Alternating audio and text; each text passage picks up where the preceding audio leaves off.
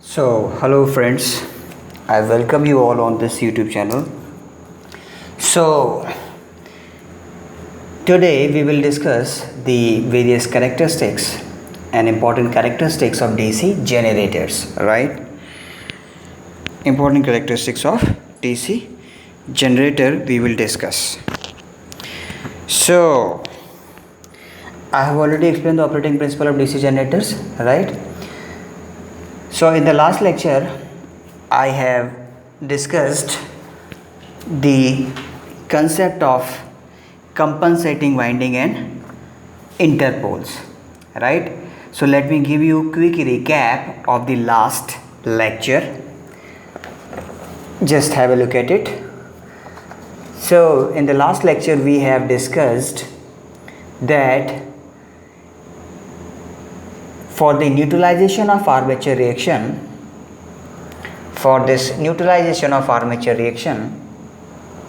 under pole shoe area, you will use compensating winding, right? You will use compensating windings, right, to neutralize armature reaction under the pole shoe area, right? So, in that we have discussed that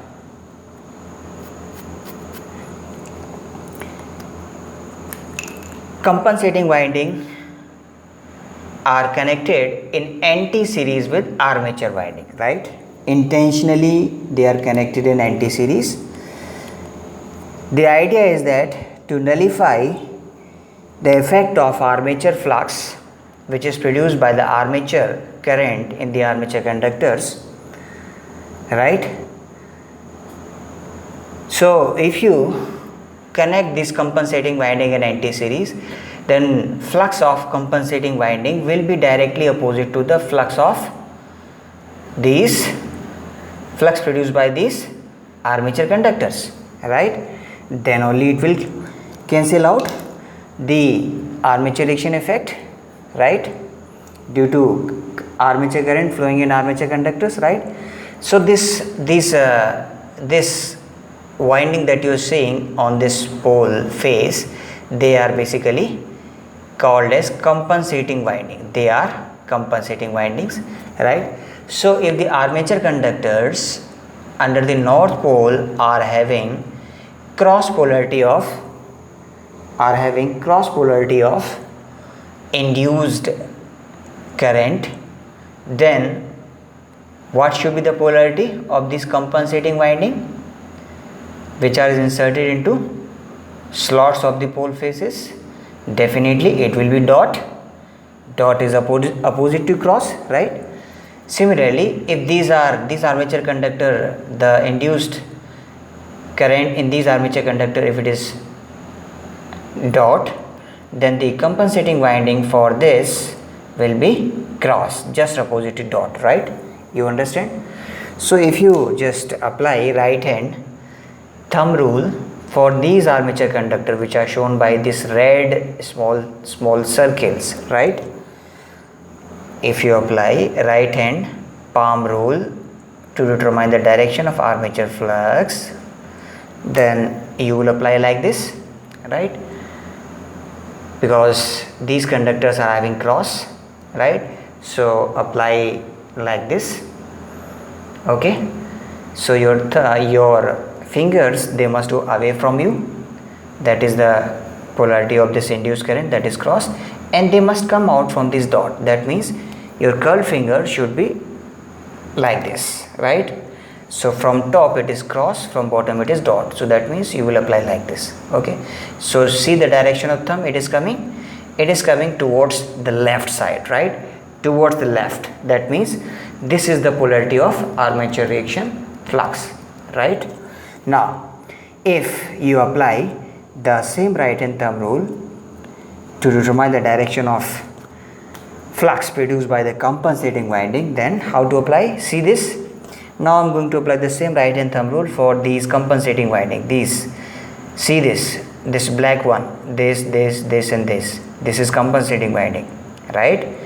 So this is dot, and now see this black this is cross, cross, cross, cross, right? Right? So now apply. So this is dot, that means it is towards the reader. Current should come like this, right? So your curled finger should come towards you, right? Like this. It should come towards you from this upper side, and towards this downward it is cross, so it will go like this, right? Like this. So tell me where is my thumb is coming? It is coming towards the right hand side. Okay, towards the right hand side. Okay, so just look the polarity of compensating winding, right? That is, look the polarity of induced current in this compensating winding. It is dot, right? It is cross here. So you will now write, this is the direction of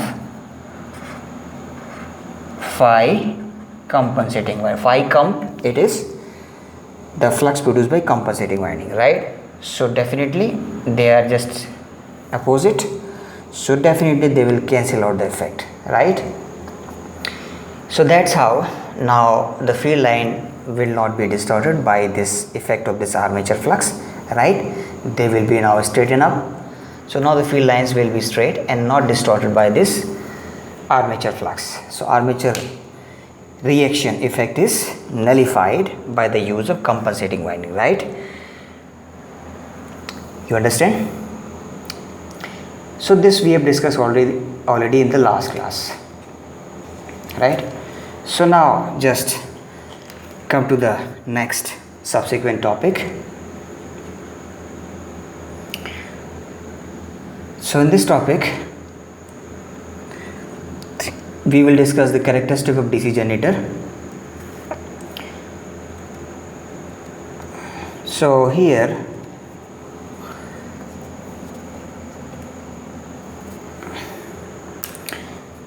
first we will discuss magnetization curve, that is plotted between induced EMF, armature induced EMF EA, and field current IF, right?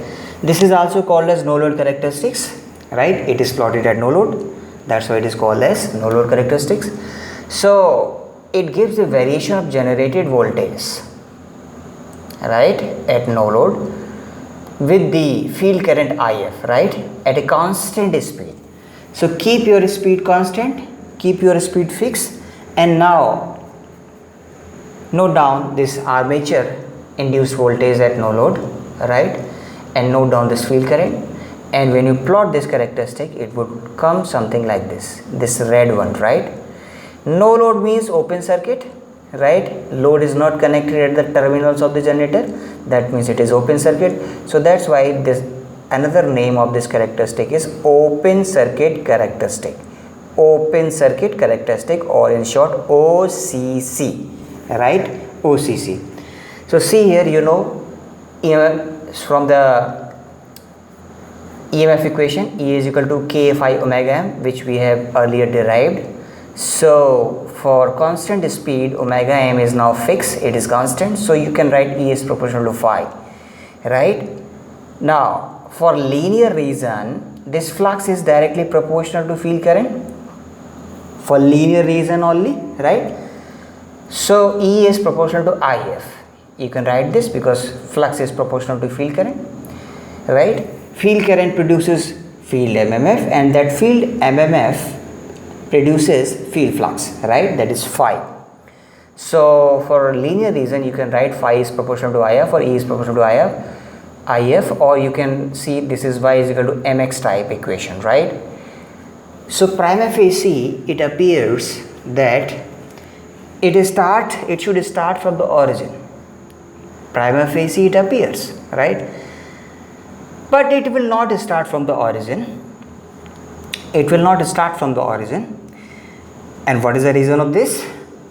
The reason is the residual magnetism of field winding, right? So some initial residual magnetism is present. So due to the presence of initial residual magnetism in the field winding, it will not start from the origin, right? That means due to the presence of this residual magnetism, it would start from slightly above the origin. It will not start from this origin. In fact, it would start from slightly above this origin. That means at this point it would start. And what is the reason of this? The reason is residual magnetism, right?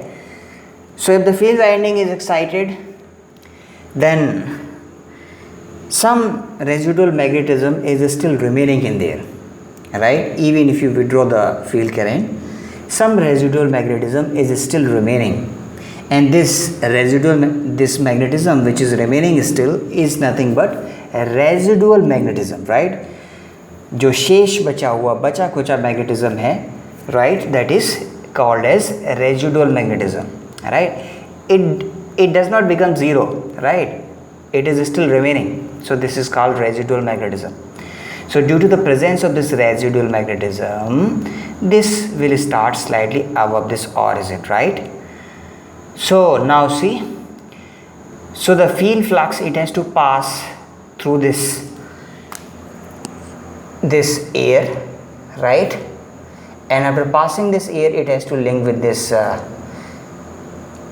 armature, right? Rotating armature, which is made from iron, right?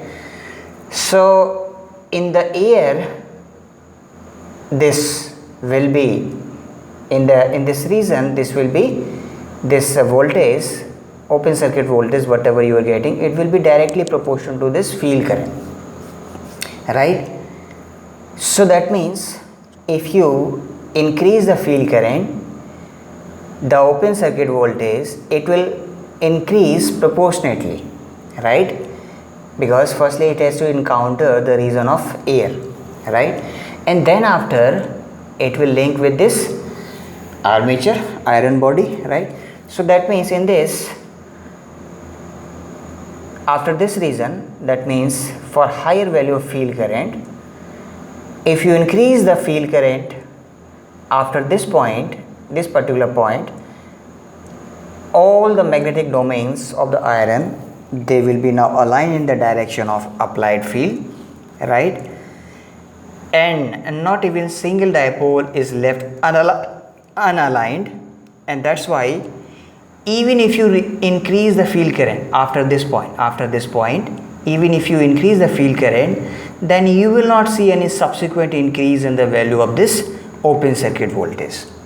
What is the reason? Because all the magnetic domains of the iron, they have been aligned in the direction of applied field, and that's why further increase in the value of magnetization is not at all possible, and that's why the open circuit voltage, it now become almost fixed after this particular point, right? For higher value of field current, open circuit voltage, it now become fixed. That means this point is called as, technically the name is saturation, right? So that means it has now been saturated, right? So that's why for saturated region, field flux is not directly proportional to the field current, right? But definitely below this field current, your field flux is directly proportional to field current for this air, right? For this region of this air, right? So now if you start reducing, if you start reducing the field current, then it will not follow the same curve. That means it will follow slightly different curve, right? Which is due to the property of hysteresis, right? So just see this. Our region of concern is this linear region, right? That means from here to here, this linear region, right? So in this linear region, if you write, on y-axis I have plotted the open circuit voltage, that is the armature induced voltage, right? At no load, this is the voltage, right? And this is the value of field current. So E is equal to, you can write RF into IF, right? E is equal to RF into IF. So this is, from here you can see the slope of this line is nothing but field resistance RF, right? So which is nothing but slope of air gap line, slope of air gap line, because in air gap only you will see the linear relation between field current and field flux. So in this air region, if you increase the field current, your field flux will increase linearly. That's why this is linear, right, from here to here in this region, right? So this is this line that you see by the dotted, this black dotted line, this is also called as air gap line, or in short AGL. AGL stands for air gap line, right? So slope of this air gap line is nothing but RF. Compare it by y is equal to mx. So m is the slope and slope is RF, that is field resistance, right? Or you can say slope of this EA and IF curve, right? That is this red one, right? So here, if you further manipulate this, you will get E is equal to k phi omega m, k omega m into phi, right? So here phi is k dash into IF. So put this value of phi f here in this equation. In place of phi, put k dash into IF. You will get E is equal to k dash omega m into IF, right? So compare this equation, this whole equation by E is equal to RF IF. So this whole quantity inside the bracket, this one, this is nothing but field resistance RF, right? EA is common, IF is common. So what is the bracket side quantity? It is RF, field resistance RF, right? So RF is k dash into omega m, right? Compare this. So this RF is nothing but k dash into omega m. So Ka is a proportionality constant, k dash is another proportionality constant, right? So RF is k dash into omega m. So this is called as critical field resistance, right? Because if you draw tangent on this open circuit characteristic, it will be the field resistance line, that is air gap line. So this is also known as RF line, this dotted line, it is also known as RF line or field resistance line or air gap line, okay? So now these k dash are the proportionality constant, so you can write critical field resistance is RF. Critical, in short, let me write CR, suffix CR stands for critical. So critical field resistance RF is proportional to speed N, right? N is in revolution per minute and omega m is the angular speed. Omega m is 2 pi n by 60, right? So RF critical is proportional to critical field resistance is proportional to speed, right? So what is the meaning of this? Meaning is that if at 1000 rpm, for example, if at 1000 rpm the critical field resistance is 100 ohm, right? Then at 200 rpm the critical field resistance will be 200 rpm, right? Similarly at 300 rpm it will 3000 rpm it will be 300 ohm, right? That means it will vary proportionally, it will vary proportionally it is critical field resistance, it will vary proportionally by the variation of speed. If the speed will increase, critical field resistance will also increase, right? That is the meaning. So in this whole discussion, you just keep in mind this red characteristic, right? That is called as open circuit characteristic or magnetization characteristic or no load characteristic. It has so many names, right? It has so many names, and you should also keep in mind that why it does not start from origin. The reason is residual magnetism, right? Okay. All right. Now see another characteristic, load magnetization characteristic, okay? So load magnetization characteristics is plotted between Vt and If. Vt, see, load means output side, okay? Load refers to output side, and what is the output side voltage? It is a voltage at the terminal, that is Vt. So if you plot a characteristic between Vt and If, it will be called as load magnetization curve. So it is similar to no load magnetization curve with some shift, right? And this shift is due to the drop in armature resistance plus due to armature reaction. So for the generator, you know what is the circuit equation? EA, armature induced EMF, EA is equal to VT plus IARA, or you can write VT is equal to EA minus IARA. So from EA, if you subtract this drop, IARA drop, if you subtract, you will get your load magnetization characteristic. So the same I'm going to do. So this characteristic is nothing but magnetization characteristic, or basically open circuit characteristic, or no load characteristic, right? So here in this characteristic you subtract this IARA drop. So suppose when you subtract this IARA drop, suppose this is the IARA drop from here to here. So at every subsequent point you subtract this drop, right? So when you subtract this at every point, so you will definitely get this kind of characteristic, this red one.